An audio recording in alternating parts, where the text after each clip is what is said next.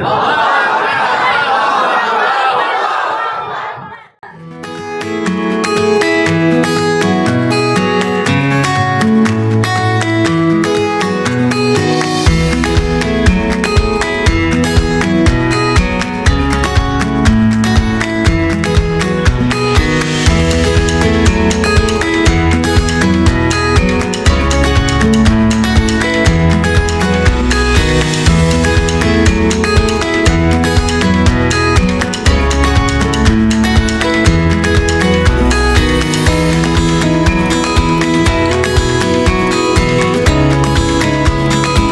Assalamualaikum warahmatullahi wabarakatuh.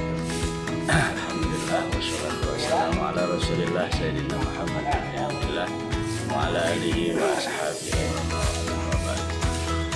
Alhamdulillah pada pagi hari ini kami PT Azhar Risalah Ulama atau Azharul insyaallah akan menyelenggarakan manasik umroh yang diselenggarakan di rumah makan dan Turnamen, dan ini sudah menjadi tempat yang kami pakai setiap kali ada manasik umroh. Tempat ini cukup alami adanya situasinya, sehingga kami merasa nyaman karena tidak bising dan cukup berluasa untuk kami pakai di dalam peragaan manasik umroh ini.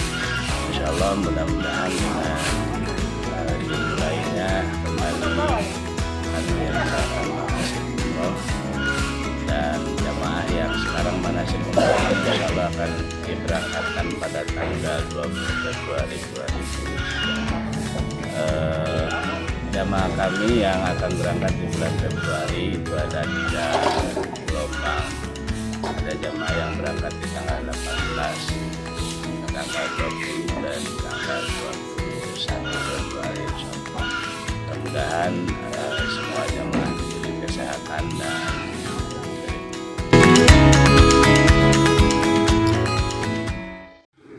labbaik Allahumma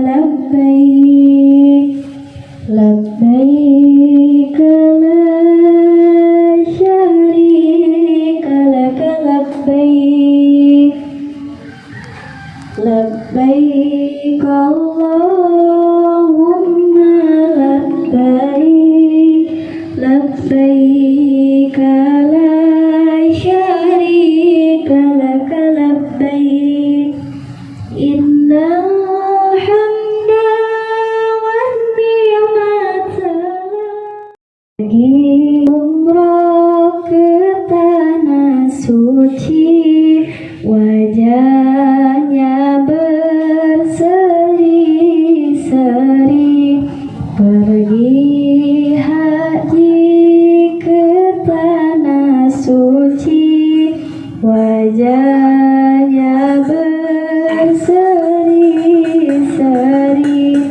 tunaikan ibadah umroh berkat rahmat dari Ilahi, tunaikan ibadah umroh berkat rahmat dari Ilahi.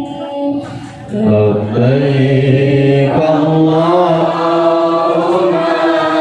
labbaik labbaik la syarika lak labbaik innal hamda wan ni'mata lak wal mulka la syarika lak.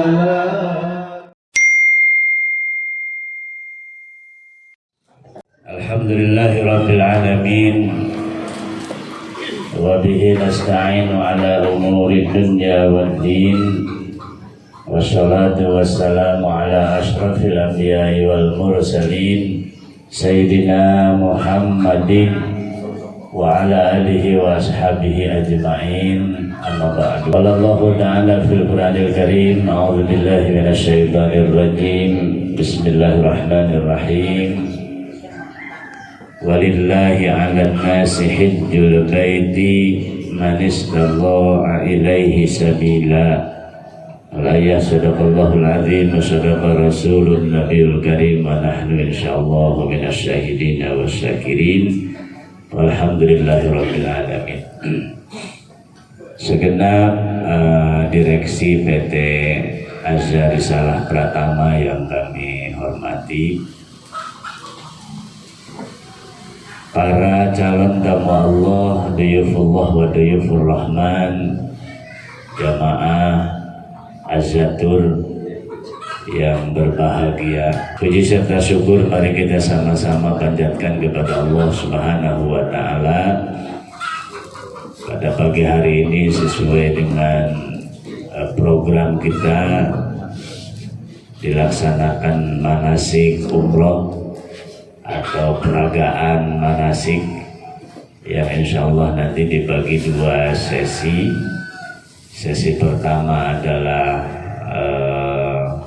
materi secara keilmuan, sesi kedua praktek di lapangan. Nanti untuk kami memberikan arahan-arahan kepada Bapak Ibu. Nah, setelah berkumpul nanti di bandara, Bapak Ibu akan dibagikan tiketnya, kemudian paspornya, dan ID card-nya. Maka pada kesempatan ini kami sampaikan Bapak Ibu yang paspornya masih di tangan Bapak Ibu, tolong segera dikumpulkan hari ini. Kalau yang pembuatan paspornya mandiri atau yang memang sebelumnya sudah punya paspor. Bagi yang belum, hari ini sekalian ketemu diserahkan kepada kami. Kemudian hal-hal lain yang belum dilengkapi, misalnya foto, itu penting Bapak Ibu, foto itu segera dikirim kepada kami, karena kelengkapan nanti Bapak Ibu ID card ini ada fotonya. Ya, ID card ada fotonya, kemudian di belakang juga ada nama kami atau perusahaan kami PT Azhar Risalah Pratama. Jadi yang pertama Bapak Ibu yang kami informasikan saat ini adalah tepat waktu berkumpul nanti pada saat keberangkatan. Nanti akan kami share di grup itinerarinya atau jadwal keberangkatannya, dan itu bisa dilihat, dibaca oleh Bapak Ibu semuanya. Dan ini perjalanan kita dari hari pertama sampai kepulangan. Ya, sampai kepulangan tanggal 28 Februari kita sudah kembali di Indonesia insya Allah. Plan pesawatnya untuk kepulangan hanya beda satu angka. Keberangkatan JT114, kepulangan JT115. Itu untuk plan pesawatnya. Kepulangan kita dari sana malam hari jam 23.00, berarti jam 11.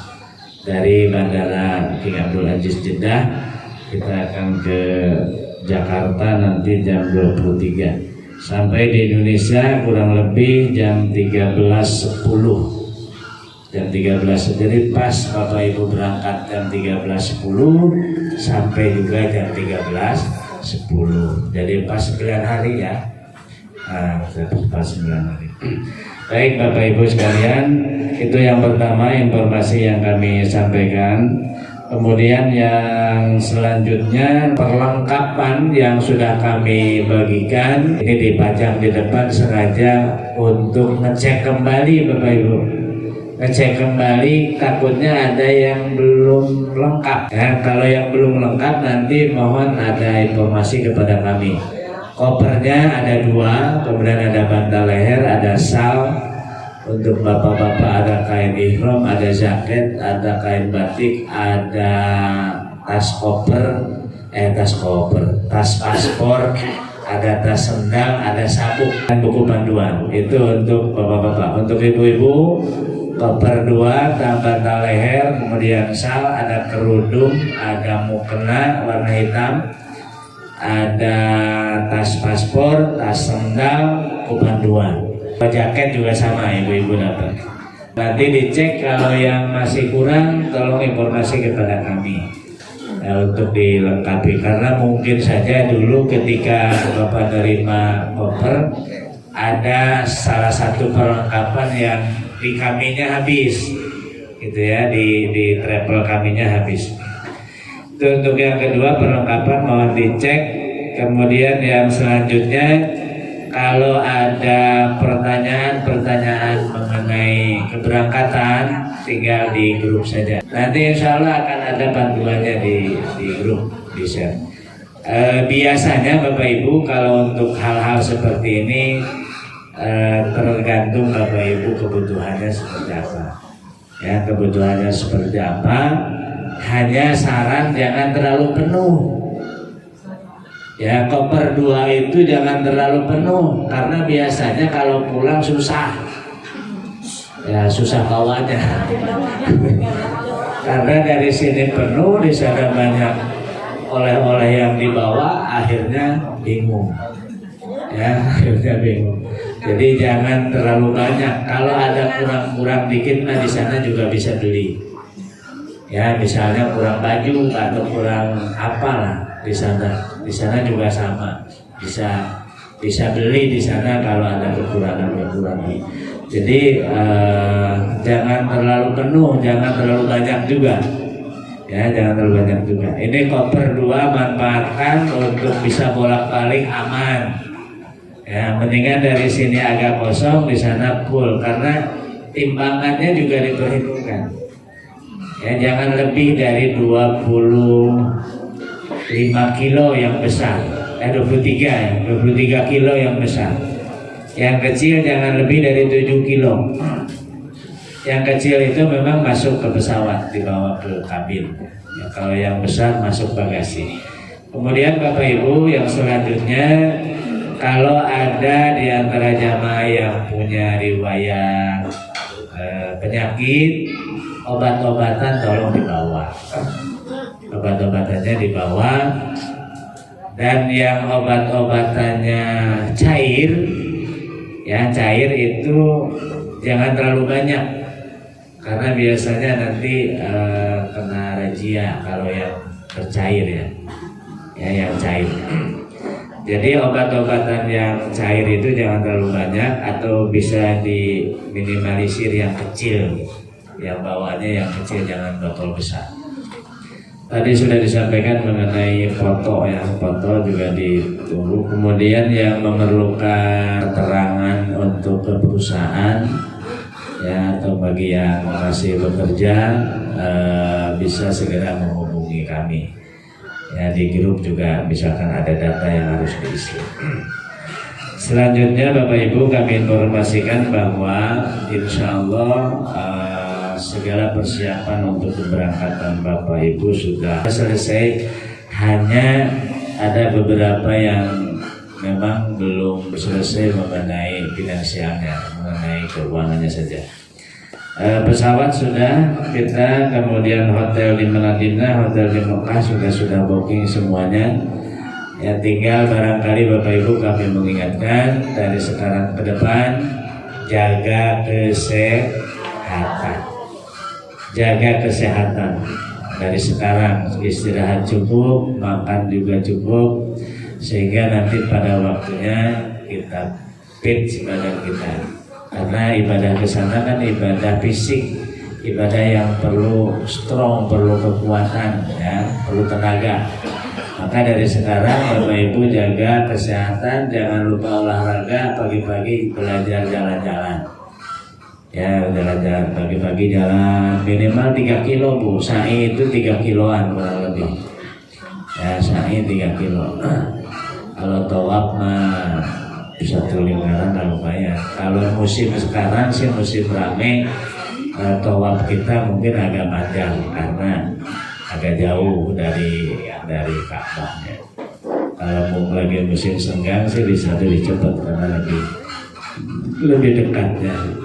Terakhir juga ingin kami sampaikan, saya yakin Bapak Ibu dengan mau berangkat umroh itu berbahagia. Bahagia ya Bu ya? Bersyukur kepada Allah bahwa kita dipanggil oleh Allah, insya Allah sampai di tanah suci. Nah, yang ingin kami sampaikan, kemarin saya dapat ilmu Bapak Ibu. Kita sudah jelaslah niat umroh ya, niat umroh. Perjalanan kita Bapak Ibu, perjalanan kita itu landing Madinah, artinya ke Madinah dulu. Kita ke Madinah dulu akan berziarah ke makam Rasulullah. Jadi jangan lupa juga niatkan dari sini berziarah ke makam Rasulullah. Walaupun memang dalam perjalanan umroh paket gitu ya, paket Madinah, paket Mekah, artinya sudah Haromain kita akan lewati. Cuman jangan lupa niatkan berziarah, dan kita akan berziarah dulu memang ke makam Rasul. Bapak Ibu kalau mau ziarah ke makam para wali kan berbahagia, berseri-seri. Nah ini kita mau puncaknya ziarah. Puncaknya ziarah kita ke makam Rasulullah Sallallahu Alaihi Wasallam. Maka jangan lupa juga niati umrah, niati ziarah ke makam Rasulullah Sallallahu Alaihi Wasallam. Dari sekarang ini kita sudah, ya ini mah mengingatkan ya Bapak Ibu ya. Tentu Bapak Ibu sudah lebih tahu.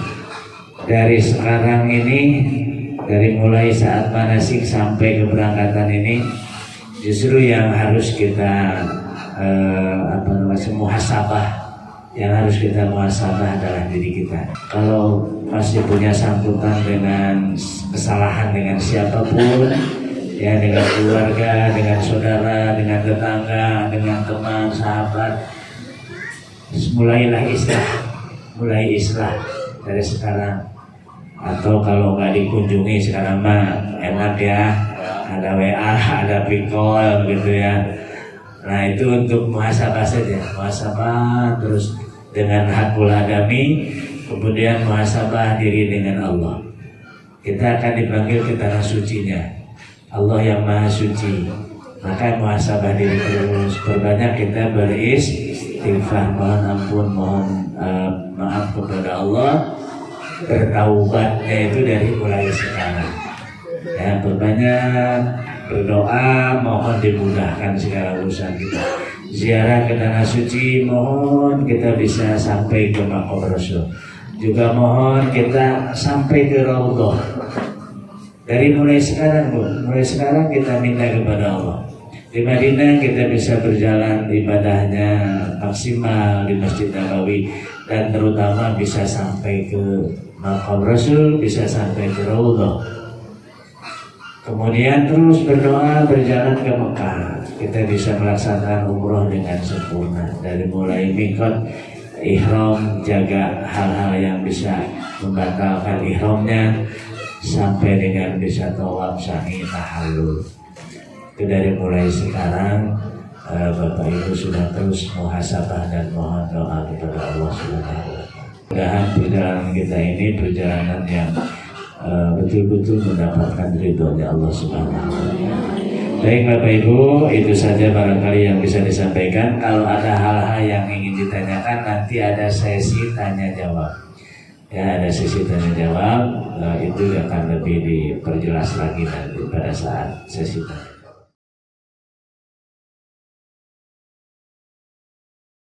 Tauqidan labdian mukarraron. Assalamualaikum warahmatullahi wabarakatuh. Kepada para bapak-bapak, ibu-ibu, calon jamaah umroh, insya Allah keberangkatan 20 Februari 2023 yang mudah-mudahan semuanya dimuliakan oleh Allah Subhanahu wa Ta'ala. Puja dan puji syukur hanya milik Allah. Salawat dan salam semoga tercurah kepada Habibana wa Nabiyana Muhammad Sallallahu Alaihi Wasallam, keluarganya, sahabatnya, juga para pengikutnya hingga akhir zaman. Bapak Ibu rahimakumullah, alhamdulillah dengan kudrat Allah, dengan iradatnya di siang hari ini di tempat yang mudah-mudahan berkah ini, Dapur Lame, Kampung Kamoji, Desa Kamoji, tanggal 5 Februari 2023 bertepatan tanggal 14 Rajab kalau nggak salah hari ini 1444 Hijriah. Kita hadir di sini untuk mengikuti manasik umroh, pembekalan manasik umroh yang insya Allah akan kita laksanakan nanti bersama-sama. Bapak Ibu rahimakumullah, sebelum kita mulai, masih semangat Bapak Ibu? Saya yakin Bapak Ibu ya mungkin selama ini pernah juga umroh secara bahasa. Sekarang alhamdulillah kita dipanggil umroh yang sesungguhnya ke tanah suci. Amin ya rabbal alamin. Jadi umroh secara bahasa artinya ziarah, berkunjung. Sedangkan umroh menurut terminologi istilah ilmu syara yaitu berkunjung ke Baitullah untuk melaksanakan tawaf, sa'i, tahallul dan ibadah-ibadah yang lainnya sesuai syarat dan ketentuan yang berlaku. Itu umroh menurut syarat berkunjung ke Baitullah untuk tawaf, untuk sa'i, tahallul dan ibadah-ibadah yang lainnya. Itu umroh menurut istilah ilmu syara, ilmu fikih. Itu umroh ya. Sudah jelas sekarang ya, definisinya kita sudah tahu ya. Nah kemudian hukumnya, apa itu hukumnya umroh? Umroh itu hukumnya menurut 4 madhab berbeda-beda. Madhab Hanafi menyebutkan umroh itu sunnah. Madhab Maliki juga mengatakan umroh itu sunnah ya. Madhab Syafi'i, madhab kita itu menyebutkan umroh itu umroh yang pertama kali Bapak Ibu lakukan. Saya mau tanya dulu, siapa yang sudah pernah umroh di sini? Ada yang sudah pernah umroh atau haji barangkali? Ada yang angkat tangan boleh? Yang sudah? Masya Allah. Yang belum? Angkat semuanya. Sudah termacung, belum termacung. Semuanya belum, berarti rata-rata ya. Masya Allah. Tadi saya lihat yang ngacung hanya beberapa orang, yang belum hampir semua. Berarti Bapak Ibu nanti umroh yang pertama menurut madhab Syafi'i wajib. Makanya nanti umroh yang pertama namanya umroh wajib, khusus buat kita, bukan buat siapa-siapa. Karena jatah travel Pak Jajang kita dapat jatah 2 kali umroh ya. Dari travel kita dapat 2 kali umroh. Umroh yang pertama nanti mikotnya di Bir Ali antara Mekah Madinah, kita sudah berihram, itu wajib. Nanti umroh yang kedua, hari kedua di Mekah kita umroh lagi, yang difasilitasi oleh travel itu sunnah. Nah umroh sunnah ini boleh buat siapa? Badal namanya, membadalkan umroh buat orang tua kita yang sudah wafat, ibu yang sudah tiada, suami yang sudah pergi selamanya, kita umrohkan, namanya badal umroh. Karena sunnah boleh buat siapa. Dan yang mengumrohkannya kita yang sudah pernah umroh. Tidak boleh membadalkan umroh kita sendiri belum umroh, nggak boleh. Itu umroh yang kedua. Jadi menurut madhab Syafi'i, umroh yang pertama hukumnya wajib. Mana dasarnya? Kata Allah, wa atimul hajja wal umrata lillah. Sempurnakanlah olehmu haji dan umroh lillah, karena Allah. Jadi itu dasar hukumnya secara Al-Quran. Wa atimul hajja wal umroh. Sempurnakanlah haji dan umroh. Maka wajib juga hukumnya umroh sebagaimana hukumnya haji. Menurut madhab kita, madhab Syafi'i. Adapun madhab Hanbali menyatakan bisa wajib, bisa sunnah. Kita ambil aja madhab Syafi'i, umroh itu yang pertama kali hukumnya wajib. Dan alhamdulillah kita termasuk di antara miliaran umat Islam yang akan mendapat panggilan Allah Subhanahu wa taala untuk umroh ke Baitullah. Baik, selanjutnya Bapak Ibu rahimakumullah. Kemudian dasar tadi setelah dalil Al-Qur'an.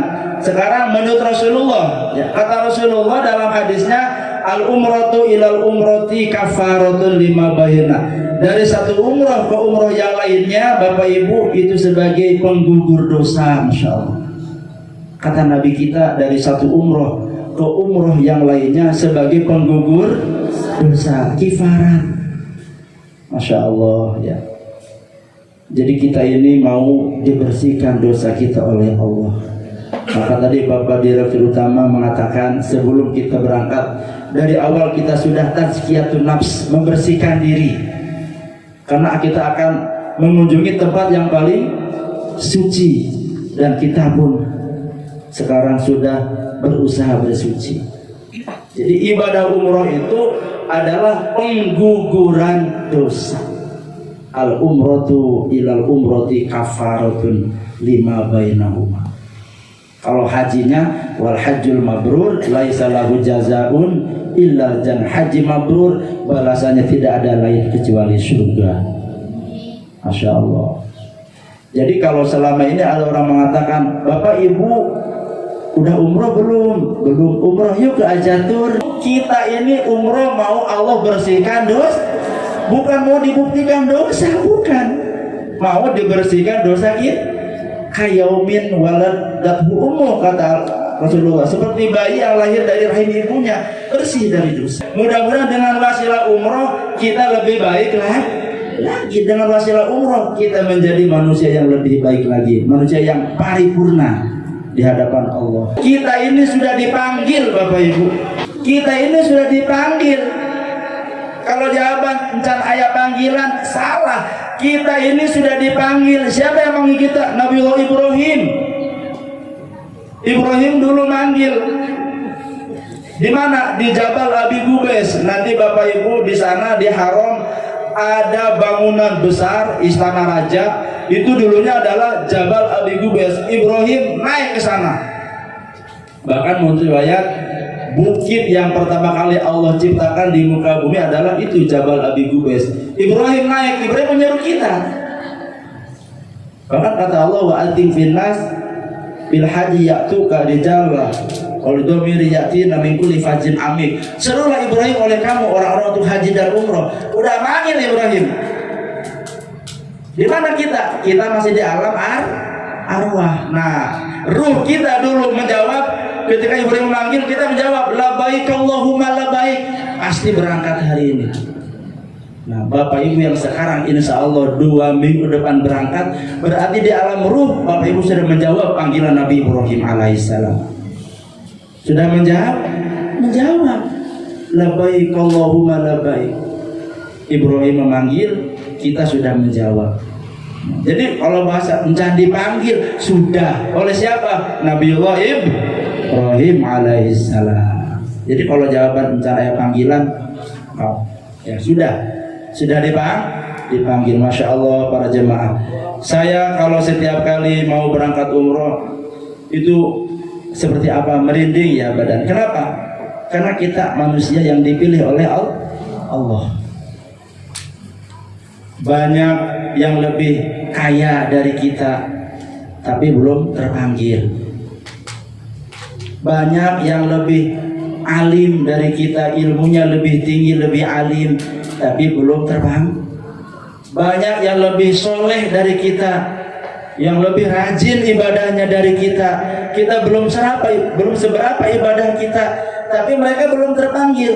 Tapi kita ibadah belum seberapa, ilmu tidak seberapa, harta juga materi tidak seberapa, tapi mendapat panggilan dari Allah Subhanahu wa ta'ala. Kita adalah tamu-tamunya Allah.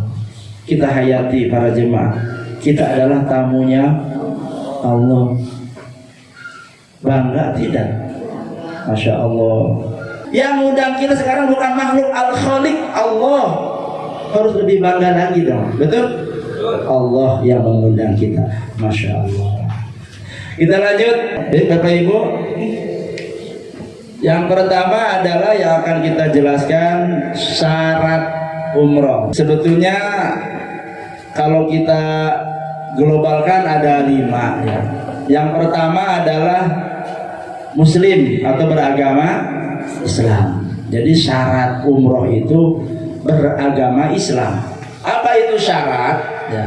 Kalau dalam literatur fikih syarat itu wa huwa ma tatawaqqafu sihatul ibadah wa laysa juz'an minha. Jadi sesuatu yang harus dipenuhi ya sebelum melaksanakan ibadah, dan syarat itu bukan dari bagian ibadah, tapi harus terpenuhi sebelum melaksanakan ibadah. Itu syarat. Maka yang pertama muslim, syarat. Non muslim ya nggak sah umrohnya karena tidak ada masuk syarat ya. Jadi hanya harus muslim. Bahkan kenapa tanah Mekah, tanah Madinah disebut tanah haram ya? Karena haram dimasukin oleh non muslim, dan di sana haram melakukan perbuatan maksiat. Maka disebut tanah haram. Nanti ada tanah halal. Tanah haram itu perbatasan kita bermikot, disebutnya tanah haram, antara tanah halal dan tanah haram. Di situ kita bermikot. Jadi harus muslim. Yang kedua, syarat umroh itu berakal. Tentunya berakal sehat. Kalau tidak berakal berarti enggak wajib ya. Enggak memenuhi syarat. Jadi enggak sah umrohnya ya. Karena dalam fikih itu ada 3 golongan yang bebas dari catatan, bebas dari taklif hukum ya. Kata Nabi, rufi al-qalamu an salasin. Ada 3 kelompok yang diangkat oleh Allah catatan amal baik maupun catatan amal buruk. Dia berbuat baik enggak dicatat sebagai pahala, dia berbuat dosa enggak dicatat sebagai sebuah keburukan. Siapa? Yang pertama kata Nabi, anin naim hatta yastaiqidho, orang yang sedang tidur sampai dia bangun. Selama tidur dia bebas dari hukum. Maka orang tidur bebas dari aturan hukum. Yang kedua, yang bebas dari hukum kata Nabi, wa anisobi hatta yahtalima, orang anak kecil sampai dia balik. Nah, anak kecil bebas dari hukum. Anak kecil enggak sholat enggak dosa, anak kecil enggak puasa enggak dosa, bebas dari catatan amal. Yang ketiga, wa anil majnun hatta yaqifa, orang gila sampai dia sembuh. Maka orang tidak berakal bebas dari hukum, tidak ada kewajiban melaksanakan ibadah, termasuk enggak sah juga umroh dan ibadah-ibadah lainnya. Jadi yang kedua berakal, yang ketiga balik sudah dewasa. Tadi anak kecil belum wajib, tapi yang sudah balik, yang sudah taklif, maka dia memenuhi syarat untuk umroh. Yang keempat, ini yang keempat ya, mampu. Ada yang kelewat. Kalau dalam literatur fikih itu yang keempat itu merdeka. Di sini nggak ada. Merdeka itu hamba sahaya, bukan hamba sahaya. Dia merdeka secara fisik, dia merdeka secara secara badannya itu merdeka, tidak dalam perbudakan orang lain, merdeka. Memang sekarang sudah tidak ada yang namanya budak ya. Dan yang kelima itu mampu ya, istitoah bahasanya. Mampu di sini ada beberapa. Yang pertama, mampu secara finansial, secara keuangan mampu ya, dengan cara dan bagaimanapun Allah mampukan, jadi kita mampu. Sebab ibadah umroh itu bukan untuk yang mampu saja, tapi yang Allah mampukan. Tiba-tiba dia mendapat rezeki berangkat, berarti Allah mampukan gitu. Yang kedua, mampu secara fisik, badannya sehat ya, fisiknya sehat, badannya sehat ya. Yang ketiga, mampu secara akomodasi, transportasi, artinya perjalanan pulang, pergi dan pulang mampu ya. Kadang-kala begini, secara ekonomi mampu, fisik sehat, tapi kondisi tidak memungkinkan. Contohnya apa? contohnya sedang musim badai, tidak ada pesawat yang mau terbang, berarti belum dimampukan. Atau di tempat tujuan umpamanya sedang terjadi perang, tidak aman bagi jemaah kalau sampai ke sana, berarti tidak ada kemampuan secara keamanan di perjalanan. Jadi mampunya bukan cuma satu. Yang terakhir, mampu secara keilmuan. Mampu secara keilmuan. Nah, yang keempat inilah makanya ibadah umroh diadakan dulu manasik umroh, biar kita mampu secara keilmuan. Kenapa? Karena ibadah umroh itu ibadah yang lain dengan ibadah sholat, puasa, zakat. Ibadah yang mungkin hanya sekali seumur hidup, betul? Enggak kayak sholat terus-terusan. Maka perlu juga ya pembekalan keilmuannya. Namanya manasik. Makanya namanya kalau pembekalan umroh itu namanya manasik. Pembekalan haji namanya manasik. Ya, bukan untuk ibadah, tapi bukan bahasanya ibadah umroh, tapi manasik umroh. Karena ibadah umroh itu menggabungkan fisik harus sehat, ya, apalagi isi kantong harus sehat, apalagi ya psikis juga, kondisi ya emosional dan lain-lain harus sehat semuanya, fisik, pesak, pasuk, orang Sunda mah sehat semuanya, itu mampu. Nah, yang terakhir jadi secara keilmuan kita mampu. Nah, ini syarat muslim, berakal, balik, merdeka dan mampu. Saya yakin Bapak Ibu yang hadir sini memenuhi semua kriteria yang 5 ini. Siap ya? Alhamdulillah. Jadi sekali lagi yang mampu ini relatif ya. Baik Bapak Ibu, kita lanjut. Saya baca rukun umroh ya. Rukun umroh. Bapak Ibu yang saya hormati rahimakumullah, kalau sudah masuk di grup dari kemarin-kemarin, mungkin Bapak Ibu pernah membaca uraian-uraian ya. Itu saya yang nge-share ke Ibu Bapak sebagai nambah keilmuannya gitu.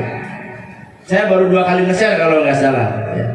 Baru sampai ke rukun umroh. Rukun umroh ya. Apa itu rukun para jemaah? Menurut ilmu fikih, rukun itu wahwa ma wajaba wastaqara wastimraran. Jadi yang namanya rukun itu wajib dilaksanakan dan wajibnya berkelanjutan selama ibadah itu dilaksanakan. Itu rukun. Jadi sebuah kewajiban, dan kewajiban itu sifatnya tetap dan terus menerus selama ibadah itu dilakukan. Itu. Betul tidak?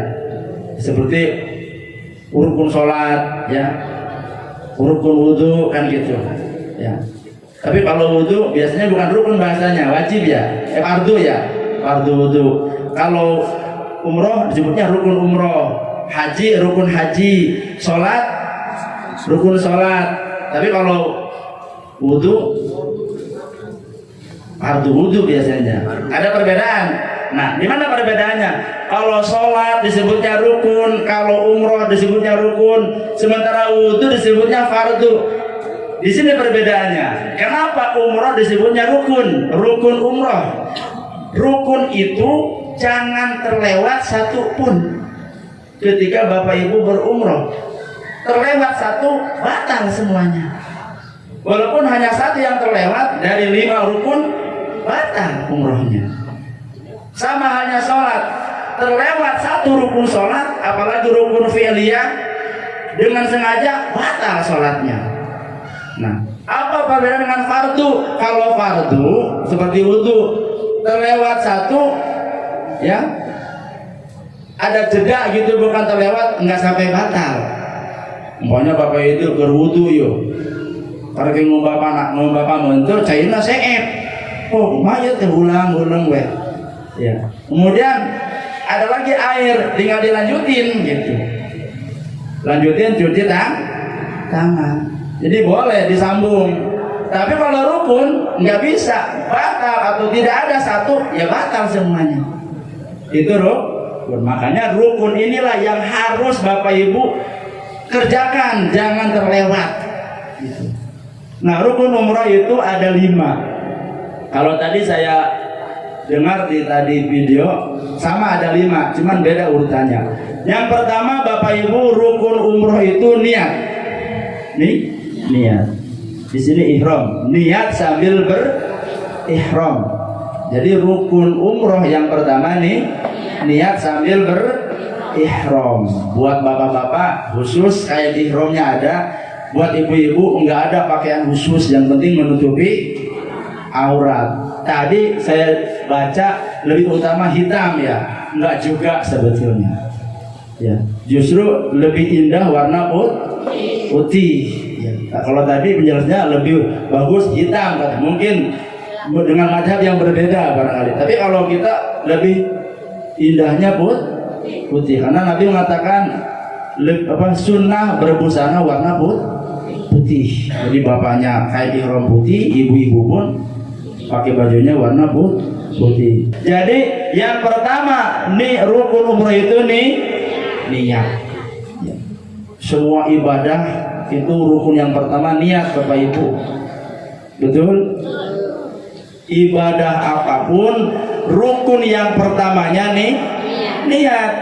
Sholat rukun pertamanya nih niat. Puasa rukun pertamanya zakat. Semua ibadah rukun yang pertamanya niat. Walaupun secara teks Nabi tidak menjelaskan, tapi ada hadis Nabi yang mengatakan innamal a'malu binniyat. Segala amal itu tergantung niat. Maka dari awal niatkan dulu yang lurus. Ya, bahwa ibadah umroh kita karena Allah, bukan karena yang lain. Rukun umroh yang pertama nih niat. Nah, nanti bagaimana kalimat niatnya? Silakan diikuti. Bismillahirrahmanirrahim. Nawaitul umrota wa ahramtu biha lillahi ta'ala. Lagi, nawaitul umrota wa ahramtu biha lillahi ta'ala. Ya. Kalau dalam bahasa Indonesia ditranslate-nya, saya niat umroh ya dan berihram untuk umroh karena Allah. Itu niatnya. Ada juga teks niat yang lainnya, labbaik Allahumma umrotan. Itu lebih pendek, labbaik Allahumma umrotan. Yang mana? Bebas, yang mana aja boleh. Toh niat itu bukan di lisan. Di mana niat? Di hati. Adapun pengucapan itu untuk penguatan hati, ya, diucapkan lisan. Pak Ustaz, bagaimana nanti niatnya? Saya mah suka lupa. Jangan khawatir, ada ustadznya, ada mutawifnya yang akan membimbing kita. Kita mah tinggal ikut aja instruksinya.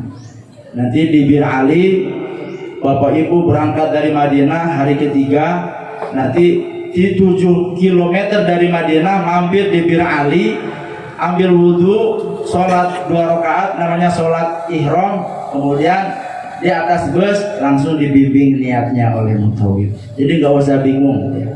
Jadi yang pertama nih niat ya. Kemudian yang kedua, rukun umroh itu adalah tawaf. Tawaf ya. Apa itu tawaf? Ya, tawaf itu kalau dari bahasa itu dari asal kata tawafa ya, artinya berputar ya. Berputarnya sesuatu atas sesuatu itu tawaf. Jadi secara bahasa tawaf itu berputar ya. Tawaf ya. Kemudian secara syar'i tawaf itu berputar mengelilingi Ka'bah sebanyak 7 kali. Nanti sekali lagi Bapak Ibu setelah niat, kemudian nanti di Bir Ali sholat sunnah ihram 2 rakaat ya niatnya usholi sunnatal ihram rakaataini lillahi ta'ala. Barangkali Bapak, Pak Ustaz, kumasna niat sholatna ya ucapkan aja usholi sunnatan lil ihram rakaataini lillahi ta'ala. Itu nanti di Bir Ali, Bapak dengan Ibu beda tempat sholatnya. di Bir Ali itu ya. Nanti kita turun dari bus, kalau sudah batal wudu ya, wudu dulu banyak di sana tempat wudunya. Nanti musola ibu-ibu dan bapak-bapak terpisah. Sholat di sana 2 rakaat. Beres, kemudian ibu naik mobil ya untuk dibimbing niat. Kemudian bapak ibu rukun umroh yang kedua tadi tawaf. Jadi nanti bapak ibu sekalian saya jelaskan dari mulai ihram di Bir Ali, ini umroh yang pertama Bu ya. Ibu melakukan perjalanan kurang lebih 5 jam 6 jam dari Madinah ke Mekah. Setelah kita berihram di Bir Ali, kita naik mobil itu kurang lebih perjalanan 5 sampai 6 jam. Jaraknya kurang lebih 600 km kurang dari Madinah ke Mekah. Jadi nanti kita perjalanan dari Madinah ke Mekah 6 jam. Tapi nanti di rest area mampir, barangkali mau rehat, mau istirahat. Nanti kita lanjut lagi. Nah, makanya nanti dari Madinah ke Mekah manfaatkan istirahat, tidur di mobil. Ya, biar nanti sampai ke Mekah badan kita fresh. Ya. Nah, makanya alhamdulillah Azatur tahun sekarang memberikan bonus bantal leher. Ya Pak Jajang ya. Kalau kemarin belum ya. Sekarang alhamdulillah ada bonus bantal leher, perlengkapan eksklusif tanpa ada lagi tambahan biaya, bonus bantal leher. Alhamdulillah. Dan di pesawat pun itu nanti bantal leher bawa Bapak Ibu ke kabin pesawat. Kita 9 jam di pesawatnya nggak ganjel pakai bantal leher. Kalau nggak pegel ya, lumayan. Nah, jadi dari Bir Ali ke Mekah itu kurang lebih 6 jam di perjalanan ya. Kemudian kita sampai di Mekah, kemudian masuk hotel. Bapak Ibu check in hotel, istirahat dulu di hotel ya, sambil dalam keadaan berihram. Bapak-bapak ya, sambil berihram. Jadi nggak boleh tuh melanggar larangan ihram. Ya nanti dijelaskan. Salah satu larangan ihram apa buat bapak-bapak? Tidak boleh memakai pakaian berjahit. Yang nggak boleh itu pakai wangi-wangian, nggak boleh. Jadi berihram. Sampai di Mekah, masuk check-in hotel, istirahat, makan dulu. Kita berangkat bersama-sama. Setelah cukup istirahat, berangkat menuju Masjidil Haram. Ya. Insya Allah di Mekah hotelnya tidak jauh. Kita berangkat bersama-sama, jalan kurang lebih antara 5 sampai 10 menit paling lama sampai di pelataran Masjidil Haram. Itu biasanya malam Bapak Ibu.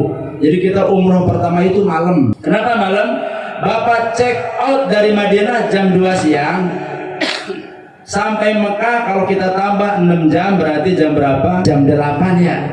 Jam 8 ya paling lambat jam 9 jam 10 kita sampai jam 9 sampai istirahat. Nanti kita umrohnya kurang lebih tengah malam. Malam. Nanti Bapak Ibu dibimbing ya di pelataran Masjidil Haram dulu, fokus. Saya minta satu, fokus, sebab yang namanya orang pertama menginjak tempat yang pertama dengan situasi yang begitu sangat menakjubkan. Itu instruksi TL dan Mutaib kedengeran melihat ketakjuban itu. Masya Allah, masjid begini indahnya, Masya Allah, orang begini banyaknya. Jadi telinga mah tidak mendengarkan instruksi itu. Maka fokus.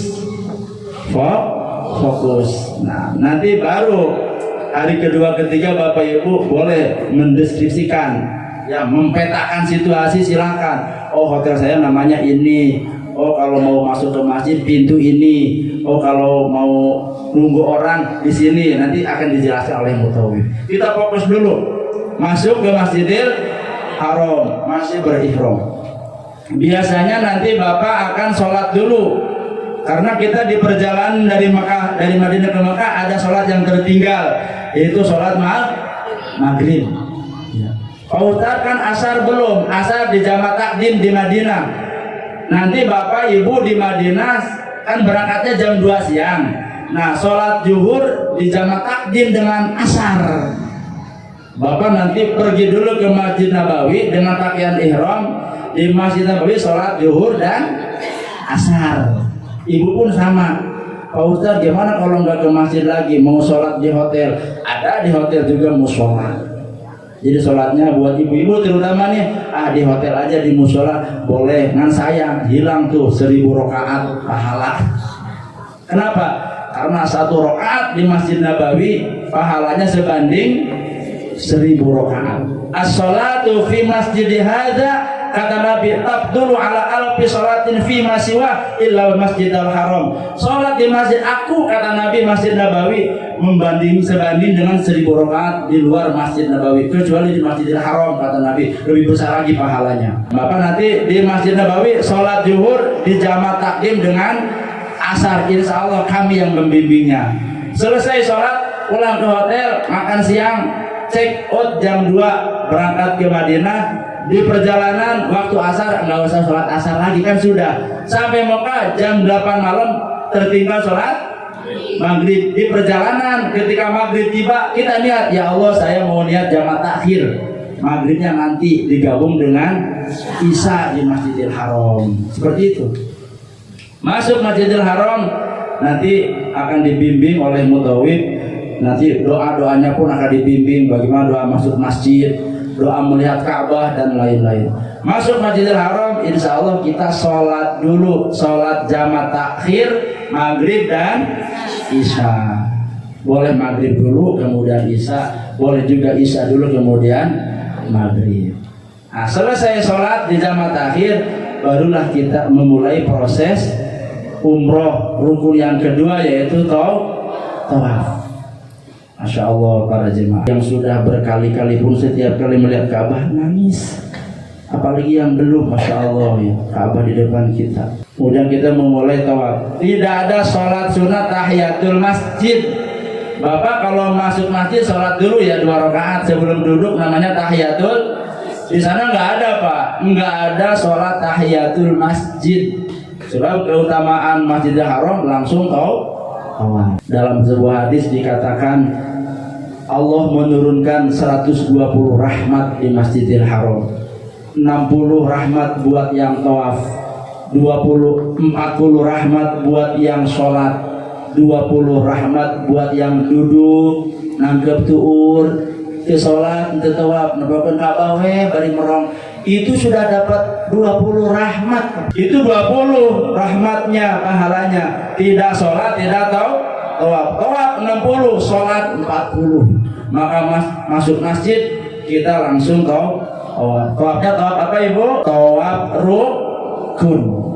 Karena ada tawaf rukun, ada tawaf sunnah, ada tawaf lainnya. Ada tawaf wada. Kita tawaf rukun. Wajib berarti hukumnya. Tawaf itu syaratnya yang pertama, syarat tawaf itu. Nah, syarat-syarat tawaf. Yang pertama, syarat tawaf itu punya wudu.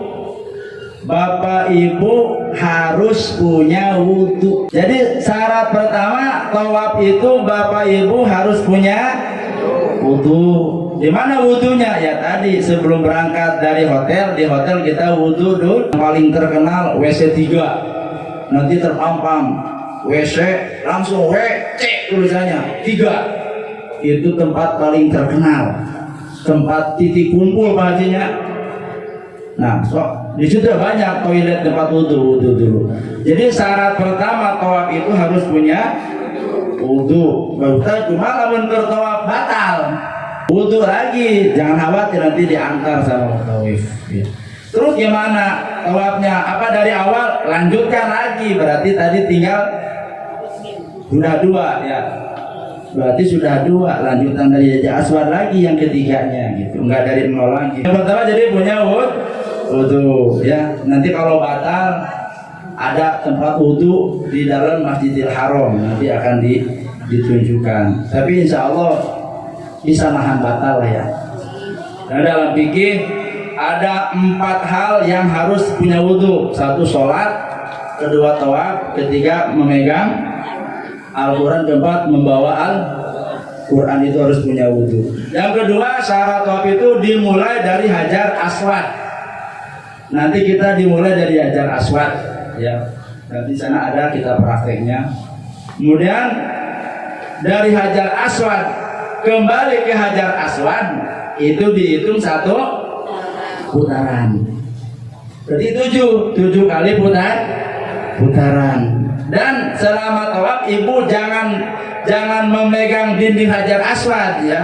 Awas, selama tawaf tidak boleh memegang dinding Hajar Aswad. Kemudian yang ketiga, dilakukan 7 keliling, 7 putaran ya. Pak Ustadz, berapa lama kita bertawaf? Tergantung lingkarannya.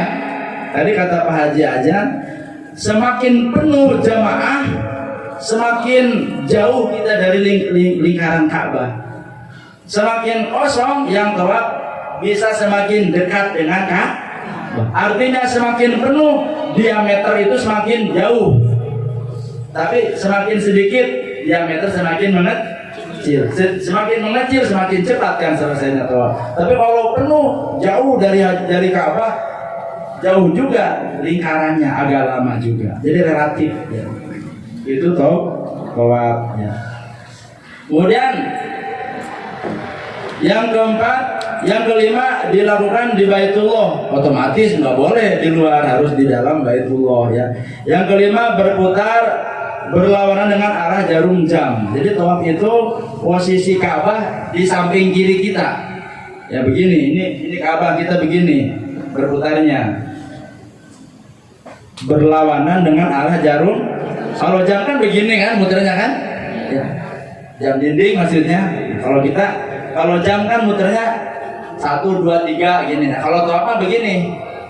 Ya, berlawanan arah jarum jam. Jadi Ka'bah ada di sebelah kiri. Maka ketika tawaf, bapak-bapak ininya dibuka.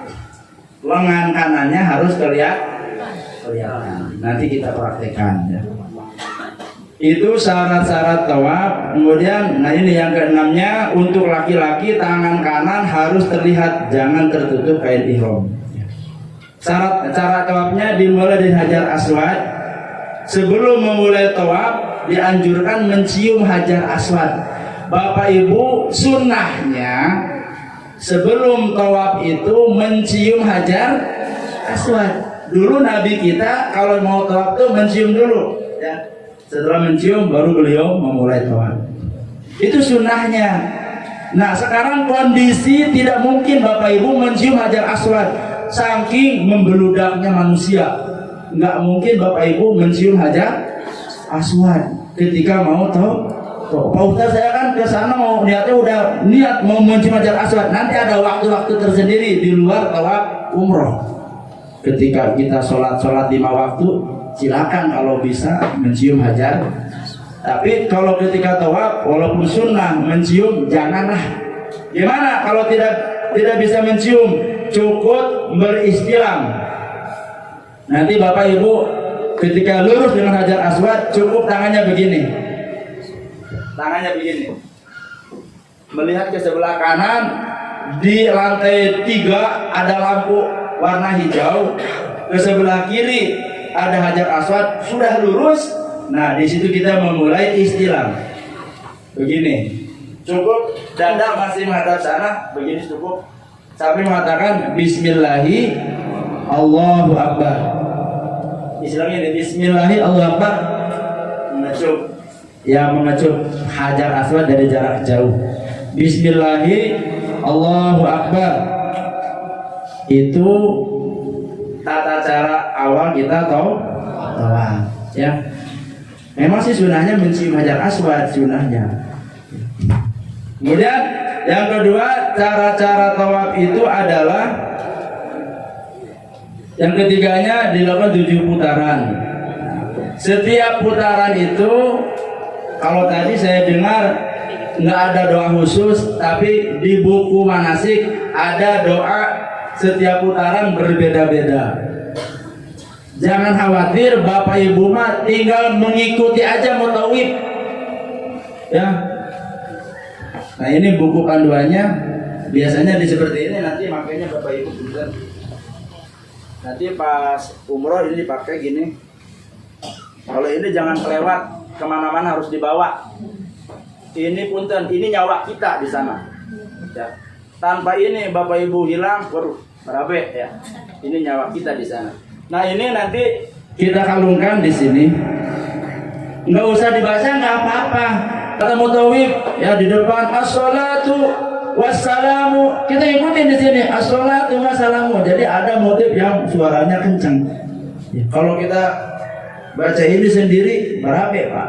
Lanjut. Jadi setiap putaran ada doa khusus. Putaran pertama doanya begini, putaran kedua begini. Di sini ada. Tapi nanti ada doa yang satu dibacanya sama. Dari sudut Yamani ke sudut Hajar Aswad itu bacaannya sama. Karena Ka'bah itu ada 4 sudut. Sudut pertama nanti kita praktik di sana Hajar Aswad. Di samping Hajar Aswad yang ada pintunya namanya sudut Iroki atau rukun Iroki karena mengarah ke negara Irak. Sebelah Iroki yang ada hiji Ismailnya namanya rukun Syami karena mengarah ke negara Syam atau Suriah kalau sekarang. Sebelah lagi namanya rukun Yamani karena mengarah ke negara Yaman. Nah dari rukun Yamani kembali ke rukun Hajar Aswad. Nah dari rukun Yamani ke Hajar Aswad bacaannya sama. Apa? Doa sapu jagat. Nah apa sorangan doa sapu jagatnya? Robbana atina fid dunya hasanah wa fil akhirati hasanah wa qina adzaban nar. Doa sapu jagat. Apa artinya? Ya Allah berikan kami kebaikan di dunia dan kebaikan di akhir dan selamatkan kami dari api. Bukan sapu jagat. Nah jadi dari rukun Yamani ke Hajar Aswad baca doa Robbana atina fid dunya hasanah wa fil akhirati hasanah wa qina adzabannar wa adkhilna jannata mal abrar ya aziz ya ghafar ya rabbal alamin. Sampai di Hajar Aswad itu satu putaran. Putaran kedua ada lagi doanya dari rukun Yamani ke Hajar Aswad Robbana atina lagi. Tujuh kan? Kalau tadi dijelaskan untuk laki-laki 3 kali pertama cepat jalanannya setengah lari itu. Itu aturannya, tapi tetap nanti di lapangan bareng lah. Jangan bapak-bapak sudah nolong tihulah, akhirnya dengit. Bareng lah ya. Jangan mendahului mutawif paling depan, bapak ibu di belakang mutawif. Lanjut bapak ibu, mengingat waktu juga yang terbatas. Setelah tawaf, maaf, bapak ibu keluar dari lintasan. Setelah 7 putaran, biasanya begini Pak. Kita kan berputar begini nih. Setelah 7 putaran kita keluar. Keluarnya jangan langsung berbalik begini. Jangan langsung memunggungi Ka'bah gitu. Pertama suul adab, keduanya akan bertabrakan dengan jemaah yang ribuan. Bagaimana caranya? Kita malipir keluarnya begini nih. Jalan sambil menyam. Jadi setelah 7 putaran kita jalan malipir keluar dari lintasan tawaf. Untuk apa? Sholat sunnah tawaf 2 rakaat. Memang sunnahnya sholat sunnah habis tawaf itu di makom Ibrahim. Tapi karena makom Ibrahim adanya di tengah-tengah lintasan tawaf, nggak mungkin kita sholat di situ. Bisa kaluluh, terang kaluluh. Iya, terinjak sama jemaah lain. Kita keluar aja dari lintasan tawaf, sholat sunnah menghadap Ka'bah 2 rakaat. Sholat sunnah apa? Sholat sunnah tawaf. Ya.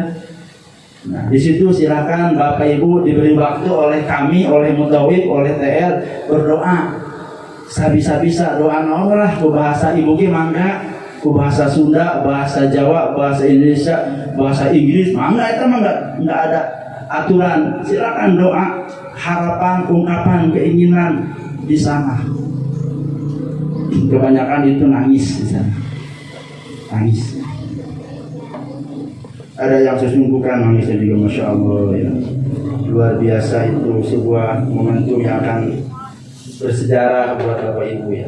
Setelah selesai Bapak Ibu sholat tawaf, kemudian Bapak Ibu akan dibimbing oleh mutawif dan TL ke air Zam-Zam untuk minum air Zam-Zam. Minum air Zam-Zam itu sunnah, bukan rukun umur, hanya sunnah. Di sana air Zam-Zam banyak, ya. Setiap tempat air Zam-Zam tersedia. Bapak Ibu nanti ngambil air Zam-Zam, ya, ambil gelas yang masih utuh, ya. Kemudian ambil air Zam-Zam. Di sana ada air Zam-Zam, ada dua, ada yang cool. Apa itu cool? Dingin, sejuk kayak dari kulkas, ada yang biasa. Cuman saran saya ambil yang biasa aja. Yang cool memang hari pertama seger, tapi dampaknya ke kesehatan kurang baik juga. Udah aja air yang biasa aja, ya, minum. Ambil air Zam-Zam. Tapi sebelum diminum nanti akan dibimbing dulu doanya. Ambil dulu nanti diatur, ayo semuanya menghadap Ka'bah, pegang air Zam-Zamnya menghadap Ka'bah semuanya, kemudian dibimbing doanya, Allahumma inni as'aluka ilman nafi'an wa rizqan wasi'an wa syifaan min kulli da'in wa saqamin. Oh, Ustaz, boleh berdiri? Boleh. Minum air Zam-Zam boleh sambil berdiri, walaupun adabnya minum itu harus duduk atau jongkok, tapi minum Zam-Zam kata Nabi boleh sambil berdiri. Selesai minum air Zam-Zam, ya, buang bekasnya ke tempat sampah. Jangan ditaruh di tempat tadi anuwut tuh, langsung dibuang ke tempat sampah. Pak Ustaz, saya bawa botol mau diisi, silakan diisi. Tapi dari sana Zam-Zam banyak, nggak akan kekurangan. Kemana? Langsung menuju tempat sa'i untuk melaksanakan rukun umroh yang keempat.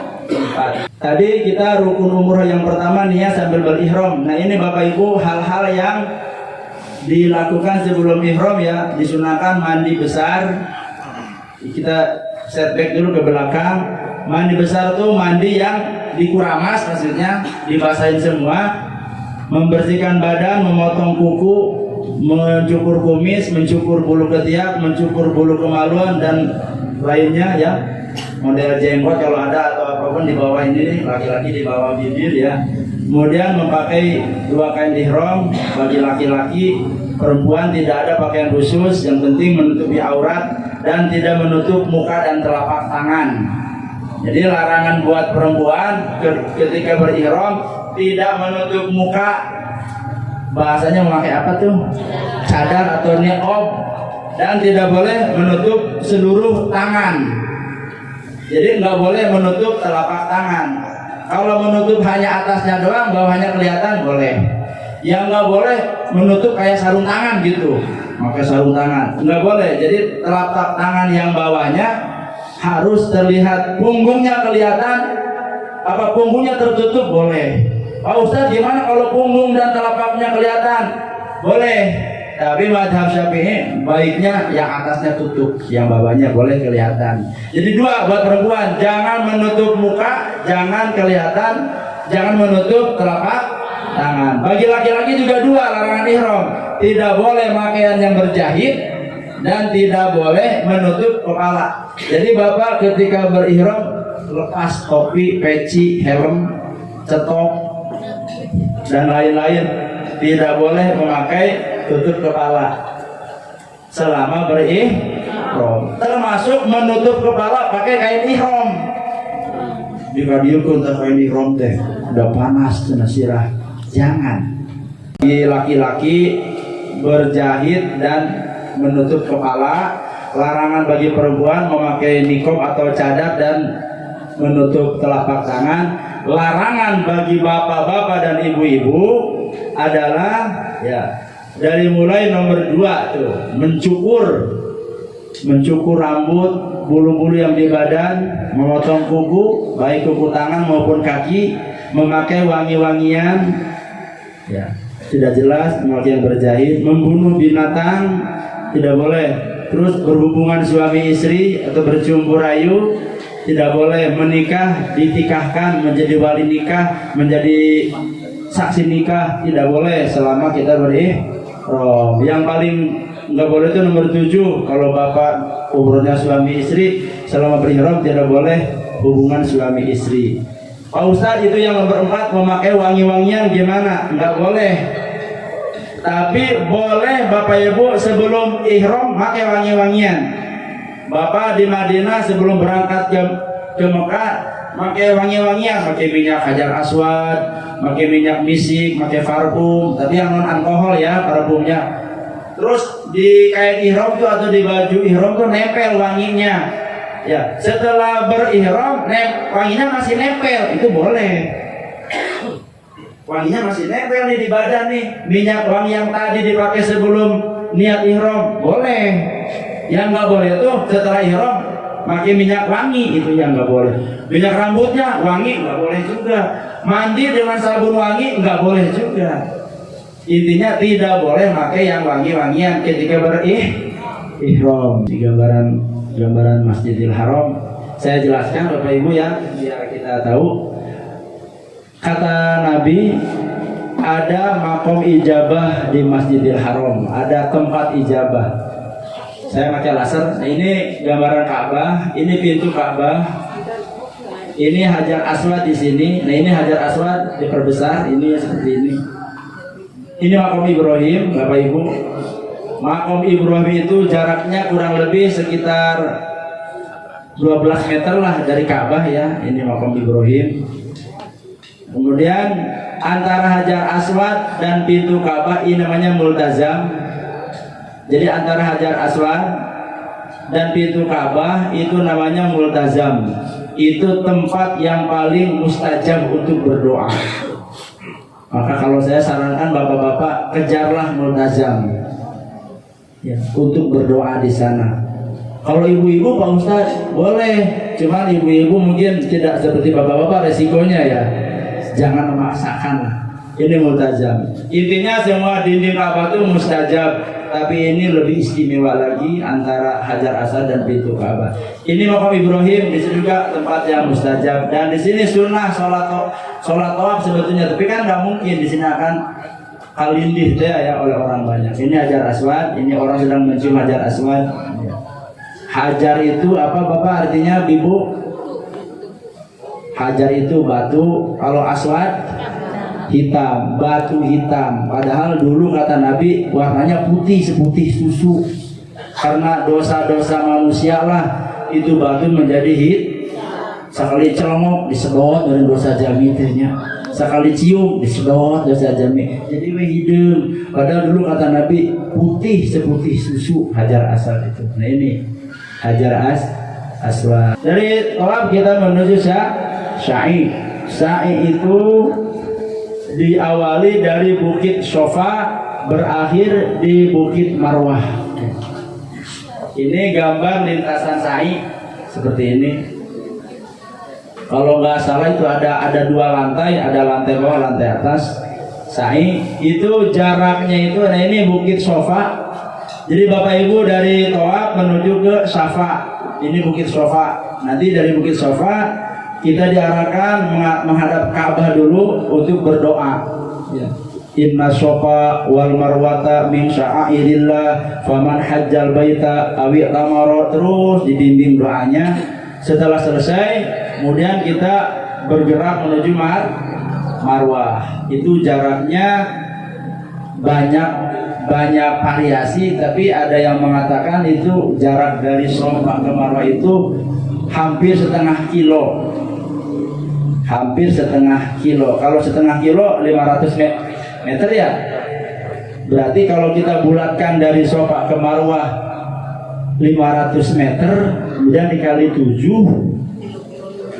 berarti 7 kali 5 3, berarti 3,5 kilo kurang lebih ya. Kurang lebih seperti itulah jarak keseluruhan dari Sofa ke Marwah. Nah nanti di tengah perjalanan Bapak Ibu ada lampu hijau. Nah dari lampu hijau ke lampu hijau itu buat bapak-bapak disunahkan berlari-lari kecil. Ya. Kalau ibu-ibu enggak, ibu berjalan aja. Bapak-bapak dari lampu hijau ke lampu hijau disunahkan berlari-lari kecil. Entong sprint Pak, ini kencang sprint, nggak usah. Lari kecil, ada doanya khusus, Robbi fir warham, wa taqarram wa tajawaz amma ta'lam, ada doanya khusus. Itu kurang lebih dari lampu hijau ke lampu hijau, itu di atas biasanya ada lampu hijau. Itu jaraknya 75 meter kurang lebih. Nah, jarak 75 meter bapak-bapak lari kecil. Setelah lewat jalan kaki lagi. Sampai di Marwah, dari Sofa ke Marwah dihitung satu kali. Maka kita hitung Sofa Marwah 1, Marwah Sofa 2, Sofa Marwah 3, Marwah Sofa 4, Sofa Marwah 5, Marwah Sofa 6, Sofa Marwah maka berakhir di marwah. Ya. Ada doanya, ada, nanti dibimbing. Ya. Nah, untuk sa'i Bapak Ibu nggak apa-apa batal wudhu. Nah, kalau tadi tawaf harus punya wudhu, kalau sa'i boleh nggak punya wudhu boleh. Bapak boleh batal wudhu untuk sa'i ya. Nah, Bapak Ibu bagaimana kalau haus? Ustaz, kalau haus. Nah, kalau haus di perjalanan sepanjang jalur Safa Marwah ini, Bapak boleh minum air karena banyak dari Safa ke Wani ini banyak di sini air Zam-Zam. Oh, Ustaz mau istirahat dulu, silahkan istirahat dulu, nggak apa-apa.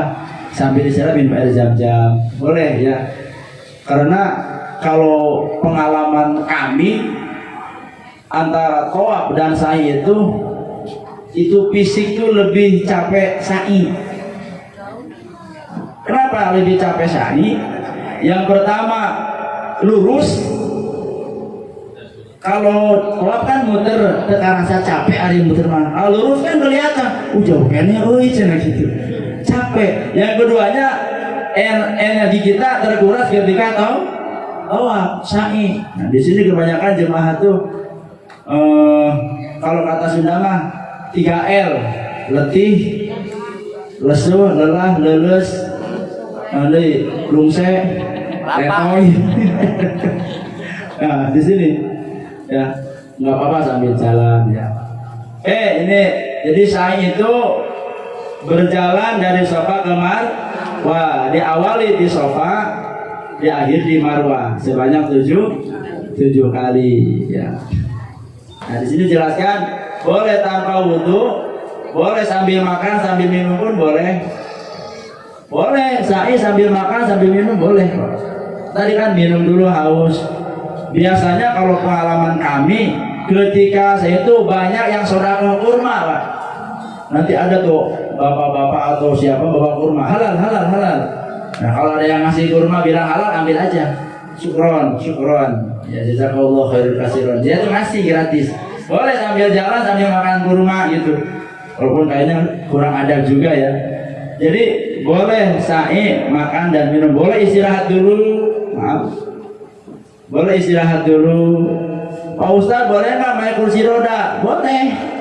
Udah nggak kuat jalan, kursi roda boleh. Ya nggak gratis tentunya. Harus baik. Bahkan sekarang tuh nggak didorong. Ada yang namanya skuter. Jadi jalan sendiri gitu, skuter. Ya, betul. Namanya kursi roda listrik ya, jalan sendiri. Ada di sana. Itu lintasnya di tengah. Kalau dari Safa ke Marwah, dari jalur kanan, dari Marwah ke Safa jalur kanan juga. Nah di tengah itu jalur kursi roda, ya, atau jalur skuter di tengah. Boleh, nggak apa-apa. Ya, tapi mungkin kalau orang kuat jalan pengen pakai skuter, mungkin pahalanya nggak sebesar yang jalan ya. Betul tidak? Iya, al-ujroh biqadril masaqat. Beda capeknya, ya mungkin beda juga. Tapi kalau sudah sepuh, sudah nggak kuat, sakit, boleh ya pakai kursi roda. Selesai kita bersa'i, berakhir di Marwah ya. Kemudian dilanjut. Selesai sa'i, rukun umrah yang terakhir, bukan yang terakhir, yang keempat adalah tahallul. Jadi Bapak Ibu setelah selesai sa'i di Bukit Marwah, nanti Bapak Ibu diarahkan keluar, ya, ada pintu keluar. Nah, di luar Bapak Ibu bertahallul. Ini gambar orang-orang sedang bertahallul. Apa itu tahallul? Mencukur rambut sekurang-kurangnya 3 helai.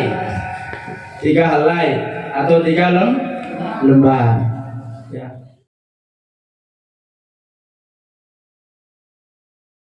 Jadi bagaimana cara memakai kain ihram ketika kita jongkok? Aman posisi kita, ya, aman. Gitu. Baik, silakan Bapak Ibu perhatikan ibu-ibu, bapak-bapak terutama. Kalau saya ngambilnya tangan kiri ya, Bapak boleh nanti dibalik tangan kanan, gimana enaknya. Tangan kiri itu ada di ujung kain, di tangan kanan ya sekenanya. karena akan lebih kan, otomatis tangan kanan sekenanya tidak sampai ujung, tapi tangan kiri sampai ujung. Nah ini ada sisanya kan Pak ya. Nah sisanya dilipat, disatukan dulu. Nah gini maksudnya. Kemudian seperti pakai sarung, saya ulangi, ini dari ujung ke ujung, kemudian disatukan. Nah kemudian seperti pakai sarung. Nah kan ada sisanya ya. Nah sisanya dilipat. Bagusnya sih enaknya dimasukin jadi nyangger gitu. Nah diginiin, baru kemudian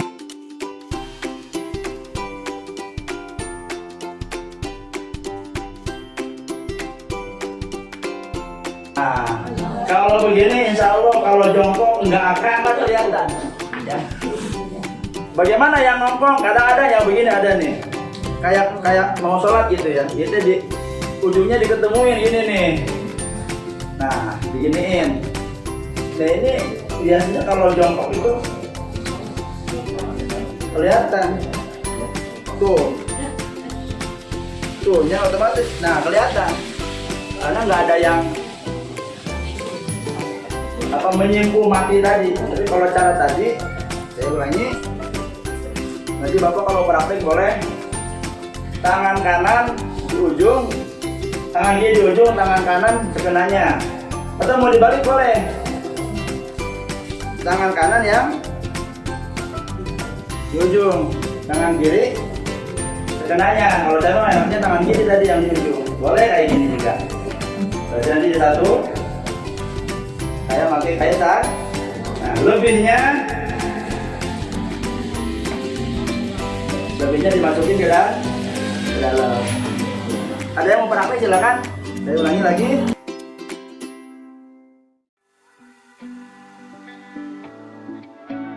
Oke, Bapak Ibu lihat.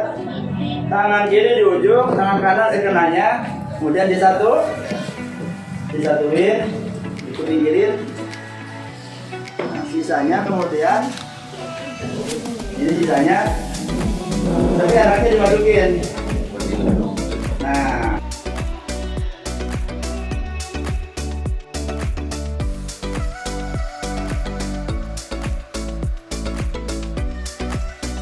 usahakan jangan seperti pakai kain sarung, tapi di atas mata kaki bawahnya, di atas mata kaki, jangan di bawah mata kaki, karena salah satu ihram itu bapak-bapak jangan tertutup mata kaki. Makanya nanti nggak boleh pakai sendal atau sepatu yang tinggi kayak sepatu buat tentara gitu ya, yang tertutup mata kaki nggak boleh. Terus di atasnya jangan di bawah pusar, harus di atas. Kenapa? Karena orang laki-laki itu pusar sampai lutut, maka harus menutupin pusar. Nah kalau sudah gini boleh memakai sabuk. Bisa Bapak Ibu, ini bisa diatur ya.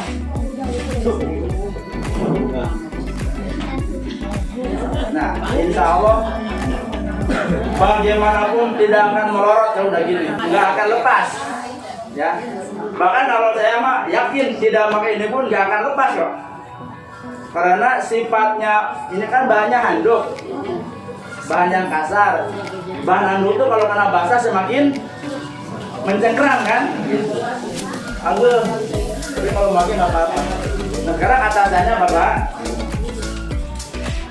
kalau atasannya nggak ada nggak ada harus seperti apa, yang penting nyaman dipakainya, yang penting nyaman. Boleh begini. Jadi nanti Bapak ketika tawaf ini harus kelihatan. Kalau tawaf ini harus kelihatan.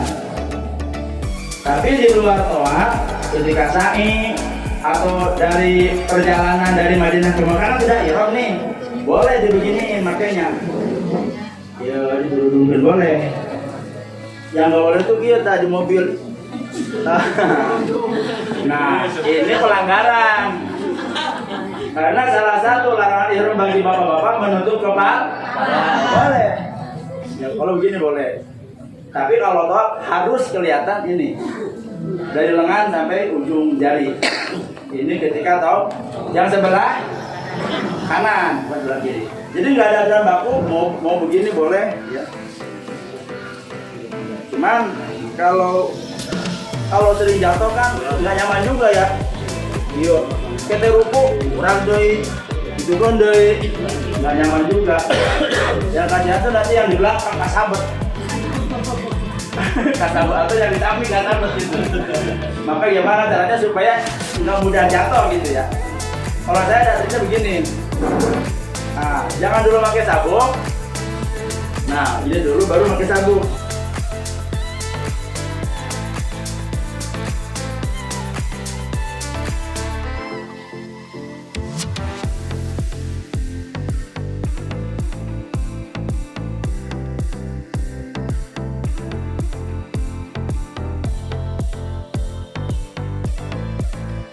Nah, saya begini, ya. Ini kan lebih kencang juga. Nanti kondisinya dibaguskan ini. Nah, begini, ini lebih aman. Bagaimana kalau pas tawaf? Ah, kelihatan ini, keluarin aja gitu. Begini. Jadi sabuknya belakangan setelah memakai atasannya. Nah, ini ketika tawaf begini. Selesai tawaf, masukin lagi ke dalam. Kalau mau sholat gitu kan, udah nyaman seperti ini. Bisa Bapak ya? Kalau mau pakai cara seperti ini. Tapi Bapak punya cara yang lain silakan. Umpamanya cara yang lain itu nggak pakai sabuknya langsung di sini, nggak apa-apa, model ini ke sini dulu nih. Ada caranya begini. Ini di kebelakangin Pak nih. Saya ulangi. Yang kiri ke bawah. Kemudian di kebelakangin. Nah ini diselipin, diputar sedikit biar nggak lepas. Ini lebih enak juga, tapi ini nanti tinggal begini. Tapi ini kan sama, suka lepas kan berarti, suka lepas. Nah begini bisa juga. Atau pakai penitih di belakangnya boleh. Kalau nggak pakai sabuk, tadi ketika pakai sabuk setelah pakai ini. Jadi ini belakang disangkutkan. Ini begini. Kalau lagi tawaf ke bawah berarti. Nah, kalau tawaf ke bawah. Kalau setelah tawaf ke atas. Ikutin semua. Boleh kayak gini juga. Yang penting bawahnya, yang penting malah bukan atasnya. Bawahnya nggak sampai keluar. Begini kan nanti Bapak Ibu pakai tas. Nanti kan pakai tas seperti ini. Kan terkunci juga sama tas, nggak mudah loh. Jadi Bapak nanti dikasih tas, apa namanya, tas paspor ya. Ada kan yang kecil itu ya. Nah itu dibawa kemana-mana Pak. Kalau tas paspor di kemana-mana dibawa, ke masjid, di tidur dibawa. Sama isinya kan bukan paspor isinya, paspor ditahan. Ya isinya realah ya, jam-jam. Kalau ke masjid, sendal buat sendal, tapi kan ada tas sendal. Oh iya tanda ini. Ini mah ada jam-jam botolan di sini. Bapak Ibu pun beberapa kali membawa yang kosmetik, umpamanya minyak wangi, bapak-bapak membawa apa tuh? Ini juga HP kan bisa di sini, HP juga. Jadi artinya akan terkunci oleh tas. Nggak mudah ya.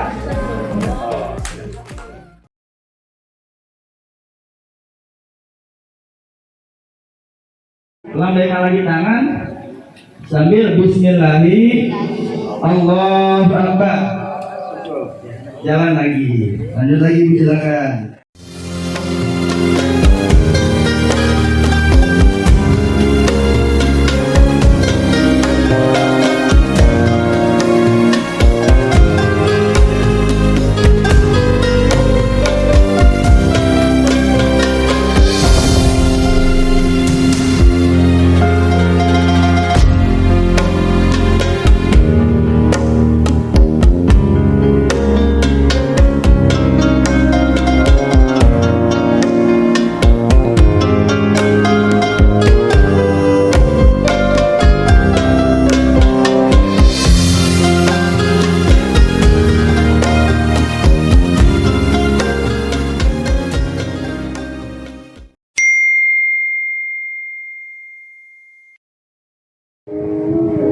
kita muhasabah untuk ayah kita saat ini. Ingat wajahnya,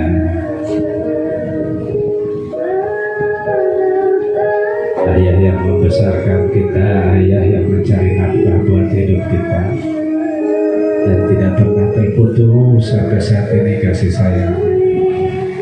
Betapa besar pengorbanan ayah kita untuk kita.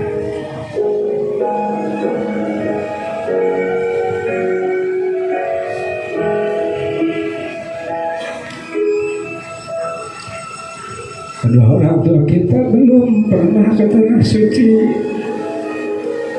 Kita insya Allah ditakdirkan sebentar lagi. Maka kita hisab dari kita muhasabah diri untuk kedua orang tua kita.